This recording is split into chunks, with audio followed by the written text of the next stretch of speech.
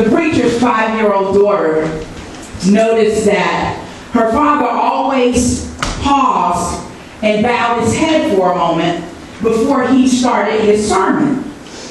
And so one day she asked him, "Why? Why do you do that, Dad?" "Well, honey," he began, proud that his daughter was so observant of his messages.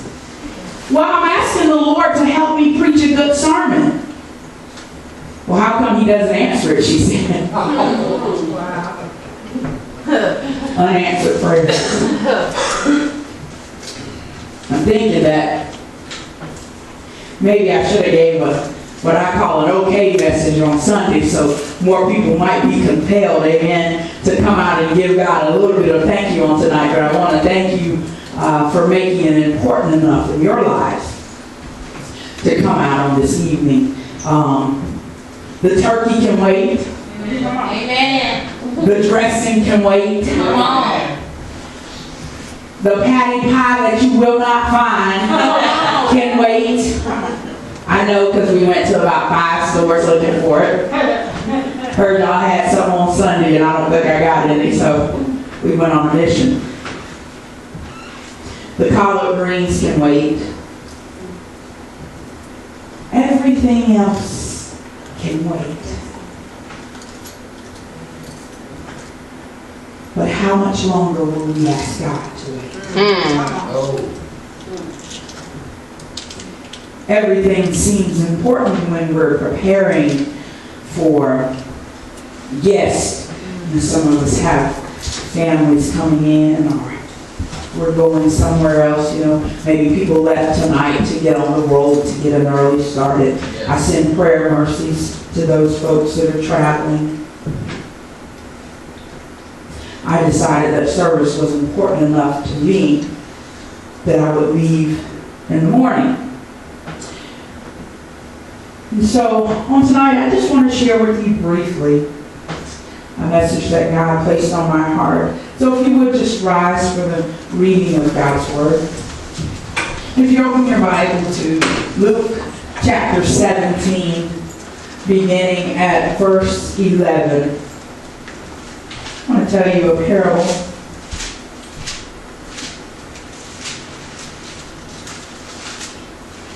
Luke 17, verses 11 through 19.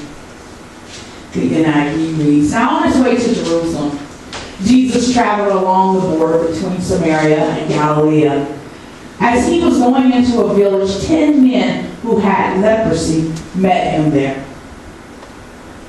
They stood at a distance and they called out in a loud voice, 'Jesus, Master, have pity on us.' When he saw them, he said, 'Go show yourselves to the priests.'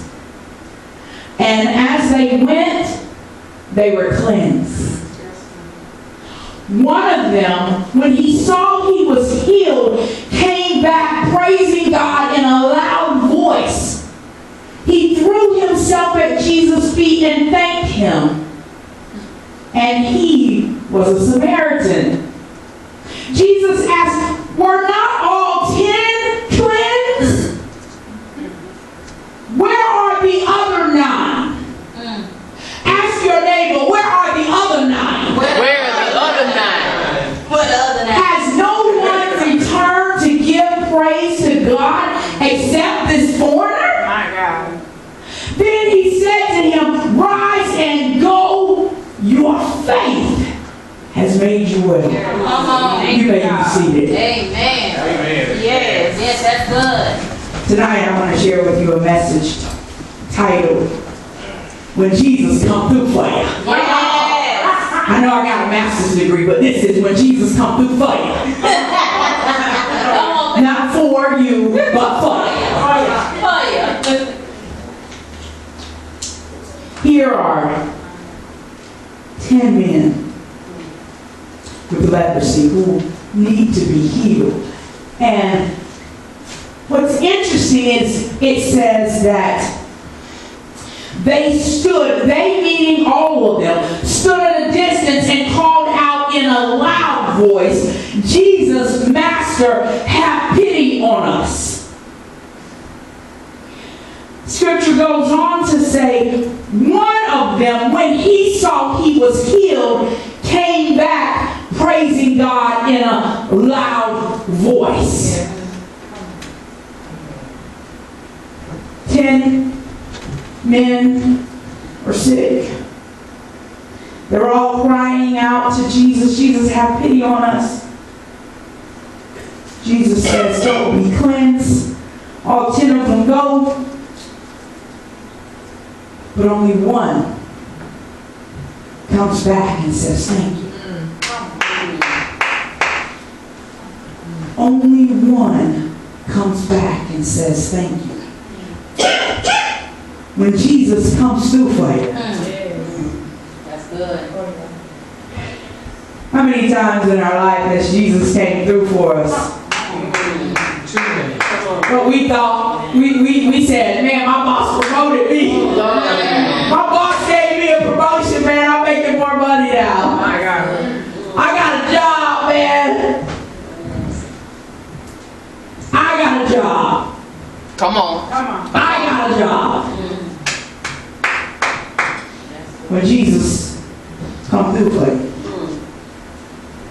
Maybe I'm the only one that He's shown a little bit of mercy. Come on. A little bit of grace. Healed my body, blessed me financially, delivered me, redeemed me, saved me, calls me friend. I can't be the only one that He's made a way out of no way for. Come on. I mean, I can't be the only one who was given a second, a third, a fourth, a fifth chance to get it right. I can't be the only one.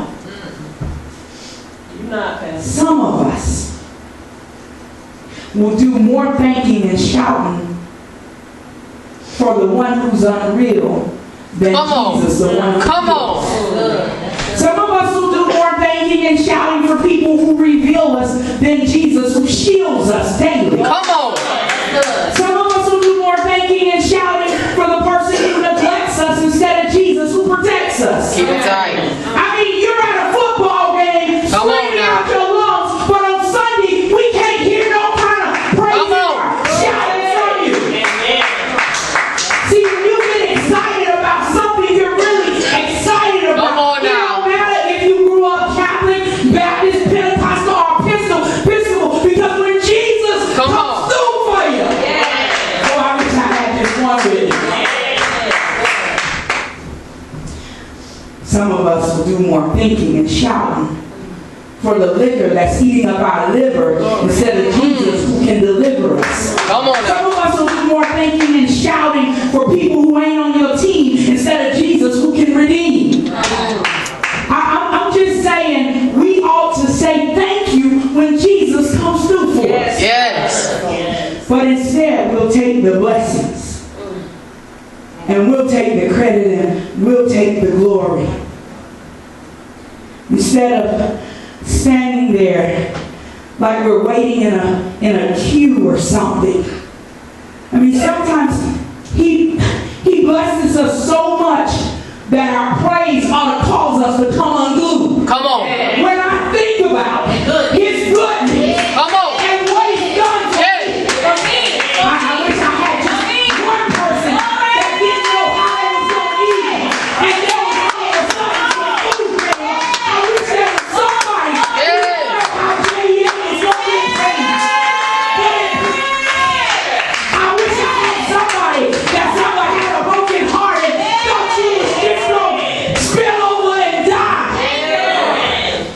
Wish I had just one person that understood how good my God is. Yes, God. Yes. I mean, some of us could have been in Paris a week ago when Come on. Come on. That's Come on. good. That's good.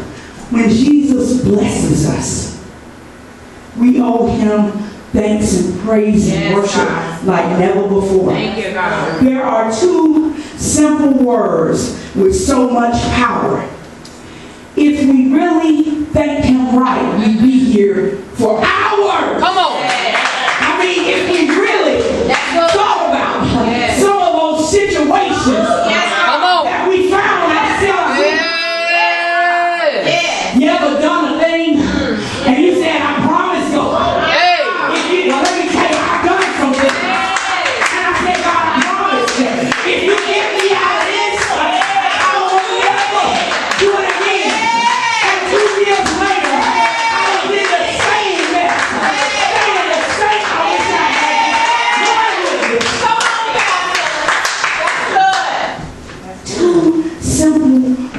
doors.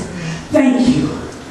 There used to be a time when you opened the door for somebody and they said, thank you. There used to be a time when you let people over in traffic and they said, thank you. There used to be a time when your parents gave you something that wasn't a need, but a want. And the children used to say, thank you. There used to be a time when the saints Come on now. wouldn't be found anywhere other than the church house. Come on now. Because they needed to say thank you. Because we understood that without His grace and His mercy, there would be no us. Yes. I mean, I can, Jesus. Lord, thank you, God. I can think of some, Jesus. I can think of some times when, Jesus. Thank you, Jesus. Jesus.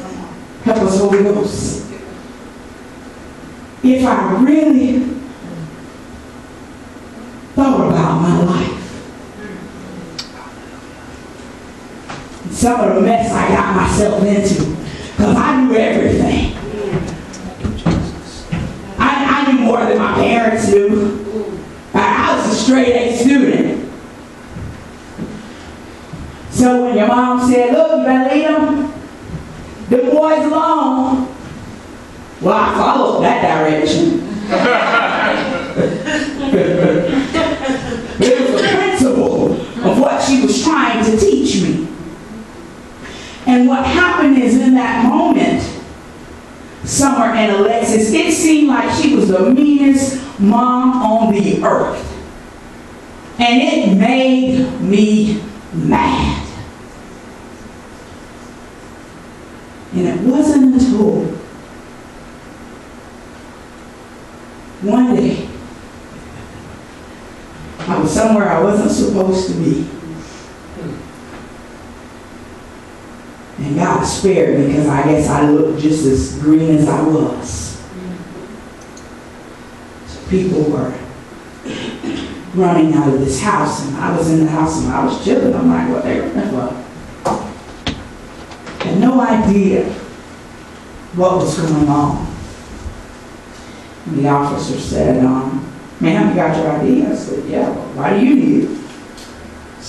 He said, well, why are you sitting here? Because I'm the only one left in the house besides the crippled man whose house apparently it was. Apartment. The one I told you about that I can't go in anymore. Won't go near it. And I said, God, I promise you, if you get me out of here, because if I got to call Billy Joe, which is my grandmother, or I got to call my mom to get out of trouble is, see, in my days, Come on. your grandmother sent your butt to get your switch, Yes, Lord. and if you were smart, you took the leaves off before you brought it in, because once you bring it in the house, Olivia, with the leaves, she ain't going to take the time to take them off. You're just going to get a whooping with the leaves. But you know what them leaves, them switches, they saved my life. Come on now. Because I don't know where I would be without them switches. Yes. Because, see, I was red so you could see. If you whooped me, you could see it. So you had to do it in undisclosed places. So you couldn't, I wasn't one of those kids you just could pop everywhere. Like some. You got to pull them pants down and literally spank them so that when they go to school, nobody can see it and call the law. At least that's how you have to do it these days. Now, back in my days, it didn't work that way. Come on As a now. matter of fact, the principal could power you. Yes. I can tell you because I was at Henry F. Pike and I got paddled so hard my butt was blue. And I didn't tell my mom because I was in trouble, right? I mean, she gonna be like, oh, why you got... But she came in the bathroom. And y'all know how red I am. So here I am I'm red and my butt is blue. And although I got in trouble, My mom went to that school, and she had a little come to Jesus with the principal. Needless to say, the principal was no longer allowed to spank me. But I got my share. I got my share at home, and I'm not sure what was worse, my dad or the principal. They both hurt, and eventually it hurt enough Come on. to where I stopped. And sometimes in our journey, God will allow us to do things because we have free will until it hurts us enough to stop. Come on now. So I realized that it doesn't matter what I say here from this pulpit or what I tell you personally, until it hurts you enough, you won't stop. Yes. But how many times has God bailed us out? Yes, God. You know, like you didn't go straight home. Sorry, I'm picking on the kids today because they sat up front and I just want to. You didn't go home and you were supposed to go straight home, but you didn't. So you went to the park, whatever, you went wherever you went, and you was like, oh my God, my mom's called me, okay. Oh Lord, what can I say happened? Where can I say I was? I know, man, I used to be a kid. Where can I say I was that she can't really check to make sure I was really there? Where can I say? You got your story together and you're like, God, please forgive me for lying. But if you just let me lie just one time and get away with it, I promise you I won't lie anymore, God. So you go home and you tell the story and your mom believes you and you're like, God, you all right? You all right, God? And you just leave it at that. And then you come on Sunday morning. And you don't forget what God got you to do. Because you was going to get a good whooping. Hey. A good old whooping. And you just sit like nothing. Come on. Come on. How many of you have gotten jobs? It's been unemployed forever. Gotten jobs and you forgot Jesus. Oh, glory. I love when people say, Pastor, I'm working. You know, I'm working, man. I'm working. I'm busy. I'm working every Sunday. For your tithing. Right. Well, I don't understand how you go from being unemployed to employed and you're working on this every Sunday, but you're not sowing seeds. And it don't even have to be in this ministry, but if you're a part of this ministry, we expect to see your seeds. See, that's when we put Jesus on the back burner. And we said, you know, you miss service. I miss service. I don't got my tithes, so I got my tithes, but I miss service, so something came up. All too often on the journey, we forget the two simple words of thank you. The truth of the matter is, you can never outgive God. Come on. Truth of the matter is, your praise and worship is worth more to Him than any check you could ever Come on write. now. So, I wonder what would happen in our lives and in our finances if we tithe our praise and our worship. I ain't even asking for your money. What if we tithe our praise and our worship because God, you woke me up this morning and I can see with the blessing of contacts and the blessings of glasses. Amen. I can see, God, thank you. God, I can hear. I can hear the sound of music. And I can hear somebody saying, I love you, and I can hear somebody laughing, and I can hear somebody crying, and God, I can even feel. Now, I don't want to get stuck in my feelings, God, but I'm thankful that I can feel. Yes. That I'm not just numb to everything, that I don't have any emotions about anything. And I'm thankful that I have somewhere to live. Amen. Somewhere to live, and whether I have a car or not, I have a way to get around. And I have a school, and I have teachers who actually care. Because to teach, you have to care because you don't get paid any money. So you have to like to do it. And I have brothers is that even if they beat me up and argue all the time, they love me. And they'll take care of me. And I thank you that I have parents who love me. People who love me. And I thank you that if I don't have a parent who loves me, that I can be a parent who loves. Come on. Yes. See, you gotta find the good in everything. You can't get stuck in what's not right. If you spend as much energy as you do thinking about what's not right and praising Him for what is right, it'll Come on, God. right and make it right. Yes. But we put too much energy into the wrong things. I want you to think about just this week, since we left church. How much energy have you given to something that's not a part of your destiny?